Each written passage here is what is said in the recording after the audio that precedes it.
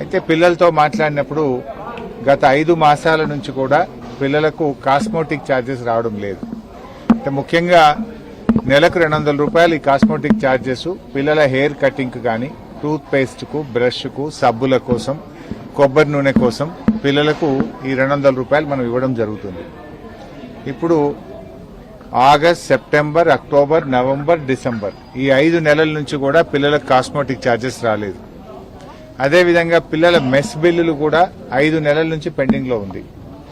ఇక్కడ ఉద్యోగం చేస్తున్నటువంటి ఆ ఉద్యోగి పాపం బియ్యం కోసమైనా, సిలిండర్ల కోసమైనా, లేదా మెయింటెనెన్స్ కోసం చిన్న చిన్న ట్యూబ్ లైట్లు, ఫ్యాన్ల మెయింటెనెన్స్ కోసమైనా తన సొంత డబ్బుల నుంచి పెట్టాల్సినటువంటి పరిస్థితి ఏర్పడతా ఉంది.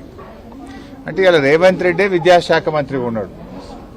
రేవంత్ రెడ్డి మాట్లాడితే బూతులు మాట్లాడుతున్నాడు. నువ్వే ఈ రాష్ట్రానికి విద్యాశాఖ మంత్రివి, నువ్వే ఈ రాష్ట్రానికి ముఖ్యమంత్రివి. అనాథ పిల్లలు, ఈ అర్బన్ రెసిడెన్షియల్ స్కూల్ అంటే బ్రిడ్జ్ స్కూల్లో ఉండే పిల్లలు అనాథ పిల్లలు, ముఖ్యంగా తల్లి తండ్రి లేని పిల్లలు. ఈ అనాథ పిల్లలకు కడుపు నుండి అన్నం పెట్టే చేతనైతలేదా నీకు? ఈ అనాథ పిల్లలకు కాస్మోటిక్ ఛార్జెస్ ఇవ్వడం చేతనైతలేదా?